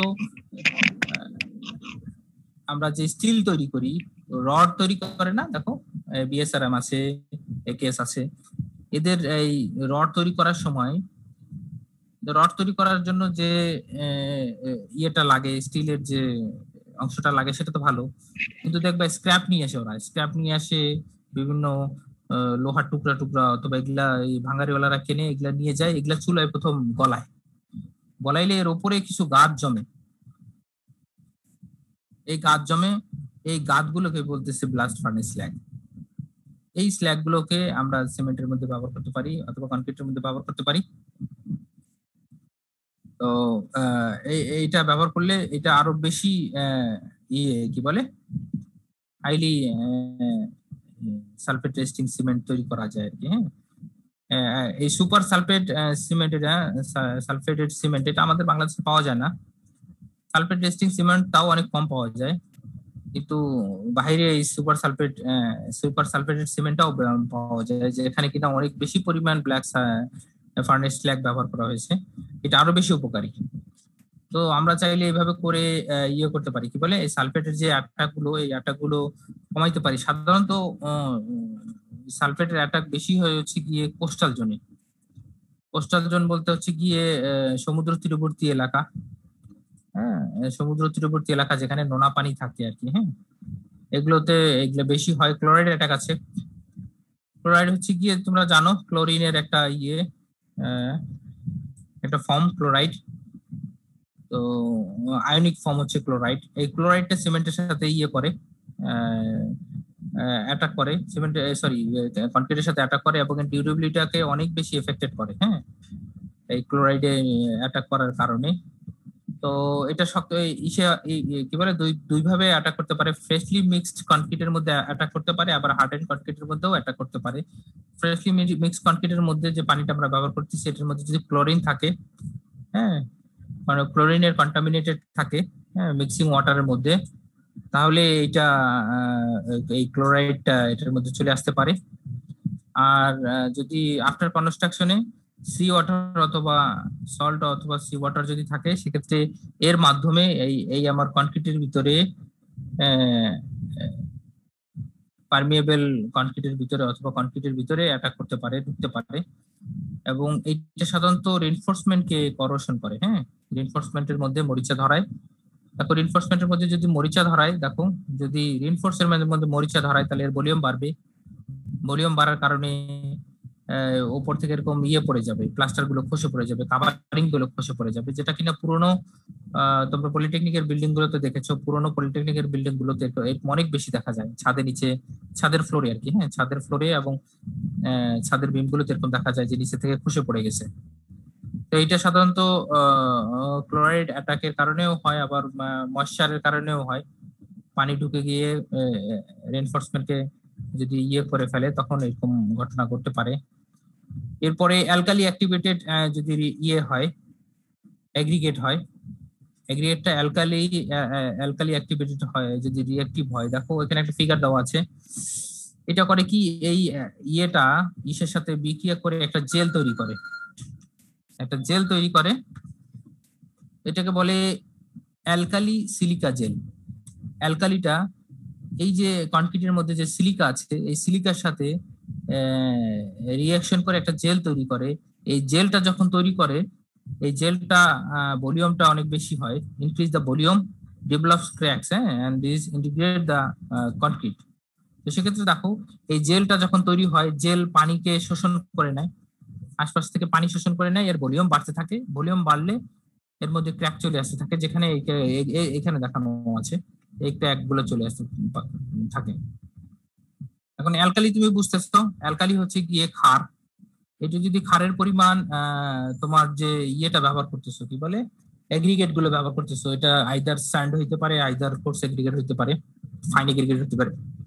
এর মধ্যে যদি ক্ষারের পরিমাণ বেশি থাকে, অ্যালকালি মানে ক্ষারের পরিমাণ বেশি থাকে, তাহলে এই ক্ষারটা সিলিকার সাথে রিঅ্যাকশন করে, একটা জেল তৈরি করে। এই জেলটা আশপাশ থেকে ময়েশ্চারকে অ্যাবজর্ব করে এর ভলিউম বাড়ে। ভলিউম বাড়তে গেলে তো আসলে কনক্রিটের মধ্যে ভলিউম কিভাবে বাড়বে, তার মানে এর মধ্যে ক্র্যাক আসতে হবে। এভাবে করে কিছু ক্র্যাক আসতে পারে, যেটা কিনা আমরা বলতেছি অ্যালকালি অ্যাক্টিভেটেড ইয়ের জন্য। এখানে কিছু প্রিকশন দেওয়া আছে, কনক্রিটটাকে বেশ ইয়ে করা লাগে, কি বলে স্যাচুরেটেড করা যাবে না, মানে ভিজা রাখা যাবে না, শুকনো রাখতে হবে। তো একটা সিমেন্ট আছে, এই সিমেন্টটাকে ব্যবহার করা যেতে পারে। লো অ্যালকালি পোর্টল্যান্ড সিমেন্ট আছে, এটাকে ইয়ে করা যেতে পারে, অথবা এমন কোনো ম্যাটেরিয়াল ব্যবহার করা যেতে পারে যেখানে ব্লাস্ট ফার্নেস স্ল্যাগ বেশি আছে, অথবা পালভারাইজ ফুয়েল অ্যাশ আছে। হ্যাঁ, ফুয়েল কিছু অ্যাশ পাওয়া যায়, এই অ্যাশ গুলো আর মানে হচ্ছে গিয়ে কি বলে ছাই ব্যবহার করা যেতে পারে। হ্যাঁ, অনেকে তো বলে যে স্যার ফ্লাই অ্যাশ ব্যবহার করি না। হ্যাঁ, ফ্লাই অ্যাশ ব্যবহার করলে সিমেন্ট নষ্ট হয়ে যায়। আসলে সিমেন্টের বিভিন্ন ইসের কারণে আমাদের অ্যাশ গুলোকে ব্যবহার করা লাগে। হ্যাঁ, পালভারাইজড ফুয়েল অ্যাশ মানে হচ্ছে গিয়ে যে আমরা ফ্লাই অ্যাশ ব্যবহার করি, অথবা এখন রিসেন্টলি রাইস অ্যাশ ব্যবহার করা হইতেছে। হ্যাঁ, তারপরে আরো মালয়েশিয়াতে পালম অয়েল ফুয়েল অ্যাশ ব্যবহার করা হয়। এই অ্যাশ গুলোকে ব্যবহার করা যেতে পারে এইটাকে কি বলে প্রিভেন্টেড করার জন্য আর কি, হ্যাঁ, প্রতিহত করার জন্য। এরপর লাস্টের যে টপিকটা আছে সেটা হচ্ছে কার্বনেশন। বুঝতেছো, কার্বন ডাই অক্সাইড। হ্যাঁ, কার্বন ডাই অক্সাইড এটা বাতাসে থাকে, এইটা বাতাস থেকে যদি আমার কনক্রিটের মধ্যে চলে আসতে পারে এনি হাউ, যেভাবে হোক, এটা বৃষ্টির সময় হয় অথবা অন্য কোনো সময় হতে পারে। যদি এই ক্লোরিনটা আমার ইসের ভিতরে কনক্রিটের ভিতরে এনি হাউ পেনিট্রেট করতে পারে অ্যাটমসফিয়ার থেকে ইনটু কনক্রিট, হ্যাঁ, পেনিট্রেটস ইনটু কনক্রিট, যদি এটা ঢুকতে পারে, শোনো ভালো করে শোনো, এগুলা কিন্তু যদি না শোনো মনে থাকবে না, এবং এটা তোমাদের হইতে পারে থিসিসের মধ্যে এই কাজ করতে হইতে পারে। হ্যাঁ, আমার ম্যাটেরিয়ালস তোমার মনে পড়বে যখন তুমি থিসিস করবে, তখন যে আরে এগুলা তো স্যার বলছিল, আমার তো মনে নাই, অথবা এটা নিয়ে আলোচনা করেছিল, এই জিনিসগুলো পড়তে বলছিল, যেগুলো দেখবা যে তোমাদের ওই থিসিসের মধ্যে এসে বসে আছে, যে ওকে যে ম্যাটেরিয়ালস নিয়ে যারা করবা অথবা যারা এনভায়রনমেন্টাল নিয়ে থিসিস করবা, এদের দেখবা যে এই এক্সপেরিমেন্ট গুলো করাচ্ছে। এখন যদি তুমি মেকানিজমটাই না বোঝো তাহলে এক্সপেরিমেন্ট করে কি বুঝবা? মুখস্থ এক্সপেরিমেন্ট করতে হবে। হ্যাঁ, ফিজিক্স কেমিস্ট্রির মতো যেভাবে আমরা ল্যাবরেটরিতে মুখস্থ করে আসছি, হ্যাঁ, সোডিয়াম রে দেখে আসছি, আসলে কিসের কারণে দেখতেছি, হ্যাঁ, এর ওয়েভ লেন্থ দেখে আসছি, এই ওয়েভ লেন্থ কিসের কারণে দেখেছি এটা বুঝতেছি না, বুঝতে পারছো? একটু খেয়াল করো, আমার মনে হয় ভালো হবে। হ্যাঁ, দেখো অ্যাটমসফিয়ারে যে ইয়ে আছে, কার্বন ডাই অক্সাইড আছে, এটা যদি কনক্রিটের মধ্যে আসে তাহলে এই ক্যালসিয়াম হাইড্রোক্সাইডের সাথে এটা ইয়ে করে, রিঅ্যাকশন করে ক্যালসিয়াম কার্বনেট তৈরি করে। হ্যাঁ, ক্যালসিয়াম কার্বনেট তৈরি করে, এটা কি বলতেছে কার্বনেশন। হ্যাঁ, ক্যালসিয়াম কার্বনেট তৈরি করাটাকেই বলতেছে কার্বনেশন। এই ক্যালসিয়াম কার্বনেট তৈরি করলেই এটা বসে আসে না, এটা এই যে ক্যালসিয়াম কার্বনেটটা তৈরি করতেছে, এই ক্যালসিয়াম কার্বনেটটা করে কি, এই রডের উপরে রিনফোর্সমেন্টের উপরে একটা প্রোটেক্টিভ লেয়ার থাকে। হ্যাঁ, একটা প্রোটেক্টিভ লেয়ার থাকে, এই লেয়ারটাকে ওরা ইয়ে করে, অ্যাটাক করে, এই লেয়ারটাকে ওরা ইয়ে করে ফেলে, ধ্বংস করে ফেলে। লেয়ারটাকে যখন ধ্বংস করে ফেলে, carbon dioxide changes into dilute carbonic acid. তখন এটা কার্বনিক অ্যাসিডে তৈরি হয়, ডাইলুটেড হয়ে যায়, ডাইলুটেড কার্বনিক অ্যাসিড তৈরি হয়ে যায়, যেটা কিনা এই রেইনফোর্সমেন্টটাকে করোটেড করে দেয়। তো এটাকে ইয়ে করে রাখো, এখানে দেখানো আছে বাহিরের একটা দেয়ালে এভাবে কার্বনেশন হওয়ার কারণে দেখো রেইনফোর্সমেন্ট গুলো আছে, রেইনফোর্সমেন্টের উপরে এরকম মরিচা ধরে আছে। এটা জাস্ট একটা উদাহরণ দেওয়া আছে এখানে। এরকম হইতে পারে সাধারণ কনক্রিটের মধ্যে 5 থেকে 8 বছরে প্রায় 50 মিলিমিটার পর্যন্ত পেনিট্রেট করতে পারে কার্বনেশনের কারণে। এতখানি ডেপথ পর্যন্ত মাত্র 6 থেকে 8 বছরে এতখানি ডেপথের কনক্রিট নষ্ট হয়ে যেতে পারে। অন দ্য আদার হ্যান্ড 6 থেকে 8 মিলিমিটার মাত্র ইয়ে হয়। এটা যদি আমি ইয়ে করতে পারি, প্রিকশন মেজারটা নিতে পারি, ডেন্স কনক্রিট ব্যবহার করতে পারি, হ্যাঁ গুড ডেন্স কনক্রিট ব্যবহার করতে পারি, অনেক বেশি ডেন্স কনক্রিট ব্যবহার করতে পারি, তাহলে এইটা সাধারণত ইয়ারলি 3 মিলিমিটারের বেশি হয় না, 6 থেকে 8 মিলিমিটার হয় প্রায় 30 থেকে 40 বছরে, যেটা কিনা আমার জন্য এনাফ। আমরা সাধারণত কনক্রিট এই 40 বছরের জন্যই ডিজাইন করি। তো যদি 6 থেকে 8 মিলিমিটার হয় সেক্ষেত্রে তুমি দেখো আমাদের কাভারিং মিনিমাম যদি আমি ধরি 0.75 ইঞ্চি থাকে, যেটা কিনা 19 মিলিমিটার 20 মিলিমিটার। তো যদি 30 থেকে 40 বছরে যদি 10 মিলিমিটার ঢুকে তাহলে 20 মিলিমিটার ঢুকতে, স্ল্যাবের কথা বলি 3/4 ইঞ্চি কাভারিং থাকে, 20 মিলিমিটার ঢুকতে তোমার 80 বছর লাগবে। তো এইভাবে করে আমরা ডিজাইন করি সাধারণত, হ্যাঁ, যে যাতে করে এই কার্বনেশনে আমাদের কোনো সমস্যা না হয়। কার্বনেশন ডিপেন্ড করে টাইমের উপরে, কতখানি কার্বনেটেড হবে, ডেপথ অফ কভারের উপরে ডিপেন্ড করে, কতখানি ডেপথ দিয়েছি কনক্রিটের, ডেনসিটি কতখানি দিয়েছি। বেশি ডেন্স কনক্রিট হলে এর ভিতরে কার্বনেশন হইতে সময় বেশি লাগে। কনক্রিট সিমেন্টের পার্সেন্টেজ কত দিয়েছি, সিমেন্ট কন্টেন্ট, তারপরে ওয়াটার সিমেন্ট রেশিও কতখানি দিয়েছি। ওয়াটার সিমেন্ট রেশিও যত বেশি হবে তত বেশি অ্যাটাক করবে আর কি, হ্যাঁ।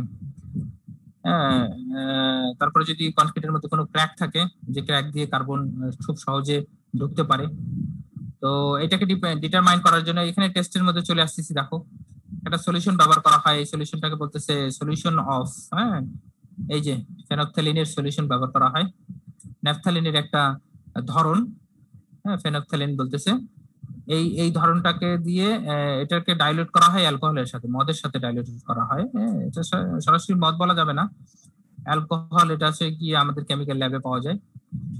তো এই অ্যালকোহলের সাথে যখন এই সলিউশনটাকে তৈরি করব, ফেনফথ্যালিনের যে সলিউশনটা আছে এই সলিউশনটাকে তৈরি করব, এরপরে আমার যে স্পেসিমেনটা, এই স্পেসিমেনটা যখন এই সলিউশনের মধ্যে দিব, যে অংশটা পিঙ্ক কালার হবে এই অংশটা তোমার কার্বনেটেড হয়নি, আর যে অংশটা পিঙ্ক কালার হবে না এই অংশটা কার্বনেটেড হয়ে গেছে অলরেডি।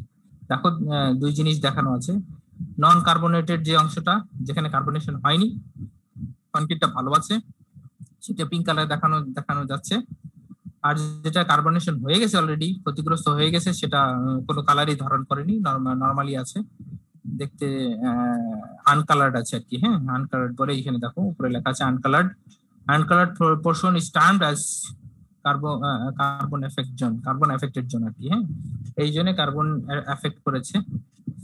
তো অ্যাসিড আছে, বিভিন্ন ধরনের অ্যাসিডের অ্যাটাক আছে।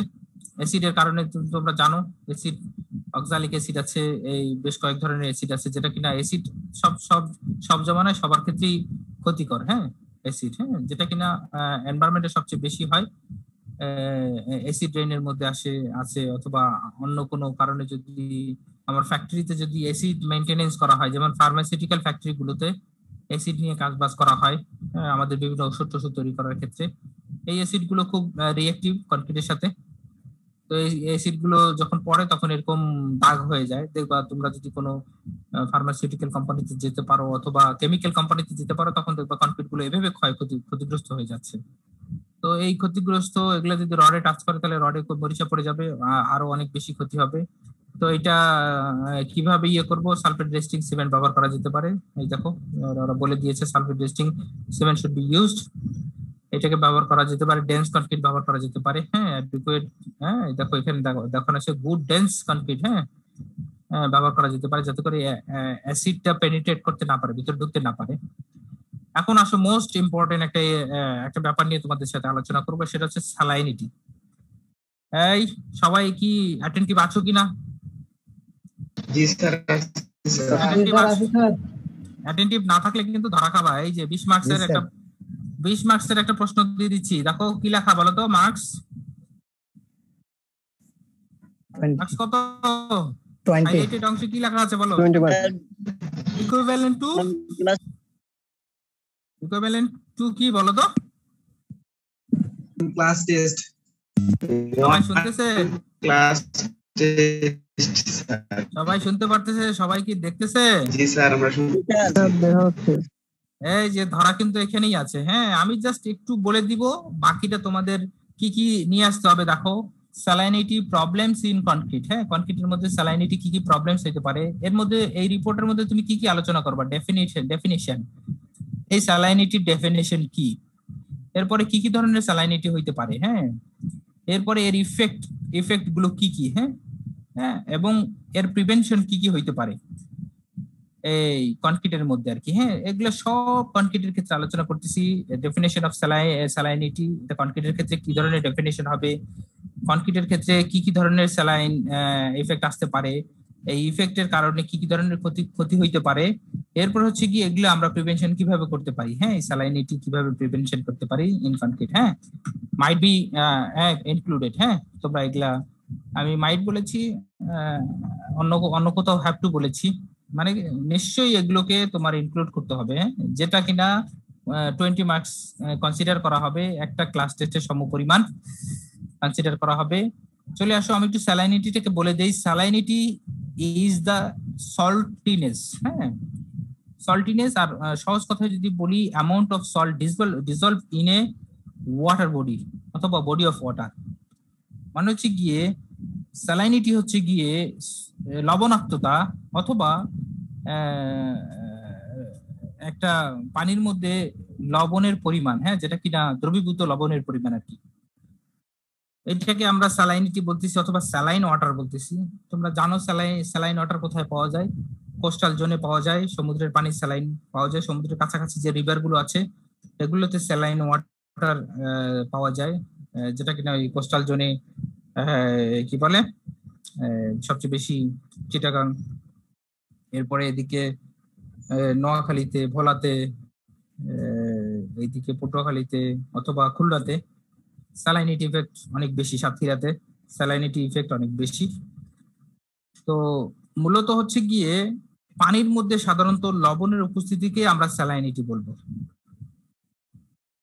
তো এই স্যালাইনিটি আমার কনক্রিটকে কি কিভাবে ক্ষতিগ্রস্ত করতে পারে এবং প্রবাবল প্রিকশন অথবা প্রিভেনশন মেজার কি কি হইতে পারে, এগুলো নিয়ে একটু আলোচনা করা দরকার। হ্যাঁ, এটা তোমাদের একটা অ্যাসাইনমেন্ট হিসেবে থাকবে, যেটা কিনা 20 মার্কসের জন্য কাউন্ট হবে। হ্যাঁ, আমি কি তোমাদেরকে বুঝাইতে পারছি? জি স্যার, বুঝাইতে পারছেন। এবং ইএলপিতে সামনে বৃহস্পতিবার পর্যন্ত, সামনের ক্লাস পর্যন্ত সময় দেওয়া আছে, এর মধ্যে এটা সাবমিট করে দিতে হবে। এবং আজকে স্ট্রিক্টলি বলে দিচ্ছি, এরপরে আমি সময় আর বাড়াবো না।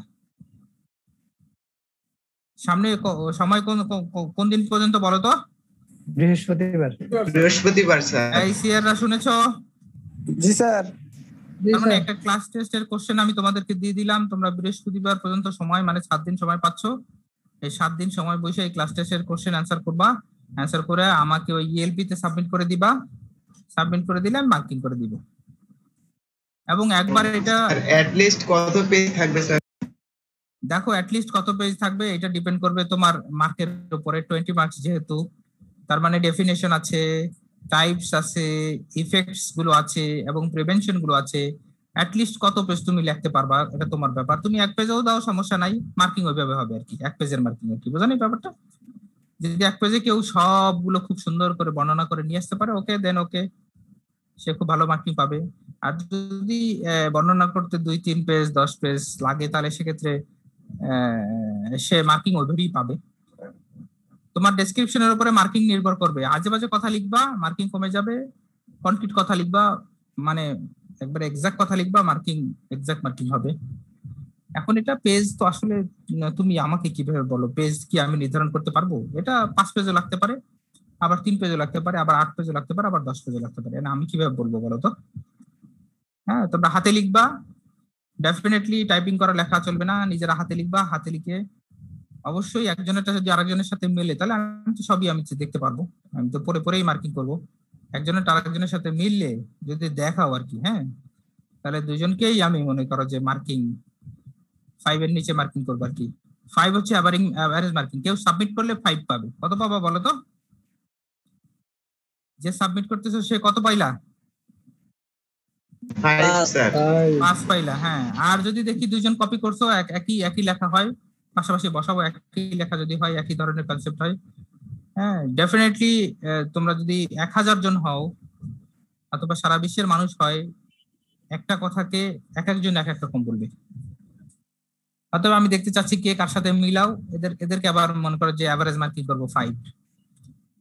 বুঝতেছো? স্যার তাহলে স্যার অ্যাসাইনমেন্টের নাম কি sir salinity problems in concrete? হ্যাঁ, এতটুকুই অ্যাসাইনমেন্টের নাম, স্যালাইনিটি প্রবলেম ইন কনক্রিট। এবং আগামী বৃহস্পতিবারের পরে যারা জমা দিবা তারা তা আর করার দরকার নেই আর কি। বুঝতে পারছো কি বললাম? স্যার ডিসকাশন কি জি লেখা স্যার, আছে? বুঝতে পারছি। বুঝিনি, কি বলো? হ্যালো, কি বললা? স্যার এখানে যে অপশনগুলো আছে স্যার, ডেফিনিশন, টাইপস, ইফেক্টস, মানে এইগুলোই শুধু লিখবো, এর বাইরে তো কিছু লেখার দরকার নেই স্যার।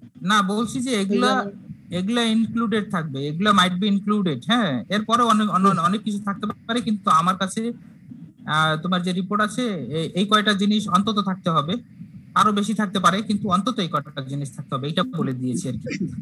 বুঝতেছো? জি স্যার। তোমার রিপোর্টে তো আরো অনেক, তুমি সাজায় সাজায় খুব সুন্দর করে ছবি টবি দিয়ে লিখতে পারো, নো প্রবলেম। হ্যাঁ, স্যালাইনিটি ইফেক্ট কিভাবে হইতেছে সেটা ছবিও দিতে পারো, অথবা কিছু রিঅ্যাকশনের স্যালাইন ইফেক্ট কিভাবে রিঅ্যাক্ট করতেছে, কনক্রিটের কোন জিনিসের সাথে রিঅ্যাক্ট করতেছে, কিছু রিঅ্যাকশন দিতে পারো, হ্যাঁ, কেমিক্যাল রিঅ্যাকশনস, হ্যাঁ, তো এগুলা দিতে পারো। প্রিভেনশনের ক্ষেত্রেও কেমিক্যাল রিঅ্যাকশন দিতে পারো, যে কিভাবে প্রিভেনশন করতেছে। এভাবে করে তোমরা উপস্থাপন করতে পারো। কিন্তু যে কয়টা ব্যাপার এখানে উল্লেখ করেছি, এই কয়টা ব্যাপার থাকতে হবে ওর ভিতরে, অতগুলো বিষয়ের ভিতরে অন্তত এই কয়টা বিষয় থাকতে হবে আর কি। বুঝতেছো? জি স্যার। হ্যাঁ, এই হচ্ছে আজকে আলোচনার বিষয়। আজকে আর বেশি আলোচনা করবো না, ভালো লাগতেছে না। তোমাদেরকে অনেক বেশি ধন্যবাদ। আজকে আর একটা জিনিস আলোচনা করার দরকার ছিল, অ্যাডমিকচার নিয়ে কথা বলা দরকার ছিল। অ্যাডমিকচার নিয়ে আগামী ক্লাসে কথা বলবো ইনশাআল্লাহ। হ্যাঁ, ঠিক আছে। তোমাদেরকে এই অ্যাসাইনমেন্ট আমি এলপি তে দিয়ে দিয়েছি, সামনে বৃহস্পতিবার পর্যন্ত সময়, এর মধ্যে করে জমা দিয়ে দিবা। এই 2 সিআর আমার সামনে আসো। জি স্যার, ঠিক আছে স্যার। হ্যাঁ, 2 সিআর কোথায়? 2 সিআর একটু সামনের দিকে আসো।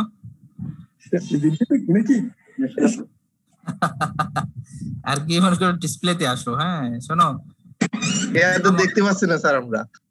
না না, এই তোমাদের দেখবো, আমাকে দেখতে পাবো। আমি তো বাসার মধ্যে, আমি ক্যাজুয়াল ড্রেসে আছি, গেঞ্জি পরে আছি। হ্যাঁ, আমাকে দেখলে সমস্যা, বুঝছো? সিআর দেখতে সিআর। শোনো, এই আল রাহাত এবং আলমগীর একটা ডেট দাও আমাকে, তোমাদের একটা ক্লাস টেস্ট নিব। কবে দেওয়া যায়? স্যার এই উইকে অনেক কিছু আছে তো, তারপরে স্যার মানে আগামী 2 সপ্তাহ স্যার আমাদের শিডিউল করা হয়ে গেছে ক্লাস টেস্ট স্যার। আগামী 2 সপ্তাহ পর তাহলে নিতে হবে স্যার। আমরা তো এই মাসটা পুরোটাই ক্লাস করব স্যার। আচ্ছা, সেটা ক্লাস করো, সমস্যা নাই, কিন্তু আমার তো আরেকটা ক্লাস লাগবে। এরপরে আমার শেষ হয়ে যাবে। তাহলে আমি সামনের সপ্তাহে বৃহস্পতিবার ক্লাসটা নিই, পরের সপ্তাহে বৃহস্পতিবার আমার পরীক্ষাটা দিয়ে দাও আমার ক্লাসে। জি স্যার, ওটা দেখুন। জি স্যার, পারা যায়? একটু আলোচনা করো সবার সাথে। জি স্যার, আলোচনা করি স্যার। আসলে আমাদের স্যার 2 সপ্তাহ, আগামী সপ্তাহ এবং এর পরের সপ্তাহ মানে দুইটা নেওয়া হয়ে গেছে অলরেডি। এক সপ্তাহে 2টা আর এক সপ্তাহে 3টা এরকম হয়ে গেছে সিটি। আচ্ছা, সেটা তো নিবাই। তাহলে তুমি এক সপ্তাহে 2টা নিলে 3টা নিলে আমার কথা বিবেচনা করলে না? আমার কি কোর্স নাই? জি স্যার, আমরা স্যার চিন্তা করছি যে আপনারটা পরে দিব স্যার, আর কি শেষ করে দেব। পরে দিলে শেষে 0 পেয়ে যাবে আর কি, বুঝছো? আমার আবার 0 দেওয়ার অভ্যাস একটু বেশি। তাহলে স্যার আপনি যেদিন বলেন স্যার ওই দিনই দিচ্ছি স্যার। নাই স্যার, তোমরা তো বড় ভাইয়ের কাছ থেকে রেকর্ড নাও না, তো মার্কিং এর ক্ষেত্রে আমি কিরকম সেটা তো তোমরা আসলে একটু হিস্ট্রি তো চেক করা দরকার, যে কোন স্যার কিরকম মার্কিং করে। হ্যাঁ, না স্যার, আপনার সম্পর্কে পজিটিভ ধারণা আমাদের। এগুলা বাস দিয়ে কোনো লাভ হবে না, পাম্পম দিয়ে। তোমরা একটু ইনফরমেশন কালেক্ট করে দেখো। আমার মার্কিং এর অবস্থা কিন্তু বেশি একটা ভালো না। হ্যাঁ, আমি ভালো জিনিস না পাইলে মার্কিং আমার ভালো লাগে না। ডেফিনেটলি ভালো জিনিস পাইতে হবে, তাহলে মার্কিং ভালো হবে। ওকে জি স্যার, ঠিক আছে স্যার। এখন তো স্যার কন্ডিশন আগের মতো নাই, কোয়ালিটি ওয়ার্ক হবে তোমার ইয়ের ভিতরেও, মার্কিং এর ভিতরেও সেই ইফেক্ট পড়বে। ওকে আজে বাজে লিখবা, আমি মার্কিং কিভাবে করবো বলো তো? এটা একটা রেসপন্সিবিলিটি না? এটা তুমি এখন বুঝতেছো না, যখন তুমি জব মার্কেটে যাবা অথবা নিজের কোনো ইয়ে হবে, প্রতিষ্ঠান হবে, এবং তোমার এক কর্মচারী এই কাজ করবে, আজে বাজে কাজ করবে, লামসাম করে তোমাকে জমা দিবে, তখন কি তুমি তাকে সন্তুষ্ট চিত্তে স্যালারিটা দিবে নাকি অসন্তুষ্ট চিত্তে দিবে বলো তো? পরের মাসে বলবা যে ওকে হাফিজ সাহেব অথবা ফিরোজ সাহেব, থ্যাংক ইউ, আপনার সাথে কাজ করে অনেক ভালো লাগছে, আমাদের কোম্পানির অবস্থা একটু খারাপ, তো যেহেতু প্যান্ডেমিক চলতেছে আমাদের মনে হচ্ছে যে আপনি অন্য কোথাও চাকরি বাকরি দেখলে ভালো হয় আর কি, এই কথা চলে আসবে। বুঝলি ব্যাপারটা? তো আশা করি এরকম কারোর সাথে হবে না, এই জন্য একটু কোয়ালিটি কাজ করতে হবে। ওকে গত সেমিস্টারের সিটিআর অ্যাসাইনমেন্টের মার্কসটা 10 তারিখের মধ্যে 10 তারিখে, হ্যাঁ 10 তারিখের মধ্যে পেয়ে যাবা, সমস্যা নাই। এটা দেখতেছি, দেখে কমপ্লিট করলেই তোমাদের বোর্ডে দিয়ে দেবো, ডিপার্টমেন্টেও জমা দিয়ে দিব। ওকে তোমাদের জন্য 3-4 দিন সময় দিব, কারো যদি কোনো কমপ্লেইন থাকে কমপ্লিট করার জন্য কি। ঠিক আছে, সবাইকে ধন্যবাদ।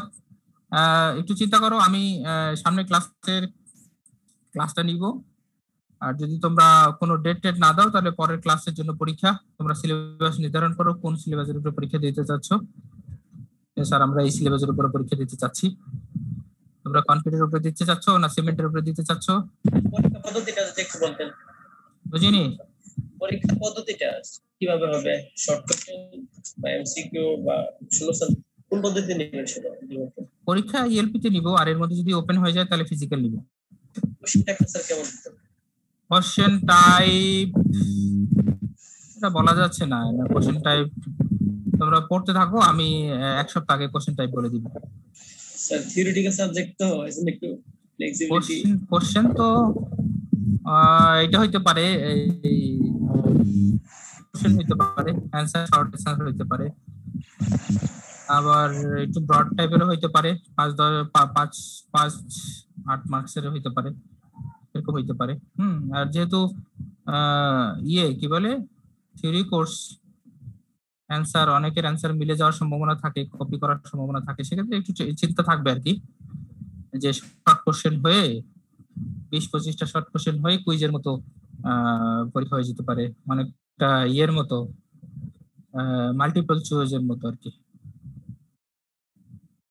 এরকমও হইতে পারে। হ্যাঁ এটা বলতে পারতেছি না, এটা সামনের সপ্তাহে ক্লাসটা নেই, তারপর একটু চিন্তা করি তোমাদের বলে দিব। ওকে স্যার এটা ভালো হবে স্যার। কোনটা ভালো হবে একটু চিন্তা করতে দাও, আমি তো এখনো ওই ব্যাপারে ইয়ে করি নাই। তোমরা একটা ডেট দিলে হয়তো আমি চিন্তা ভাবনা শুরু করতে পারতাম আর কি। হ্যাঁ আর ডেট ছাড়া শুধু শুধু চিন্তা করে লাভ নাই, এটা ব্রেনের লস আর কি, ব্রেনের ক্ষতি। ঠিক আছে, তোমাদের ধন্যবাদ। হ্যাঁ সামনে ক্লাসে দেখা হচ্ছে, আজকে এই পর্যন্তই। ওকে আসসালামু আলাইকুম।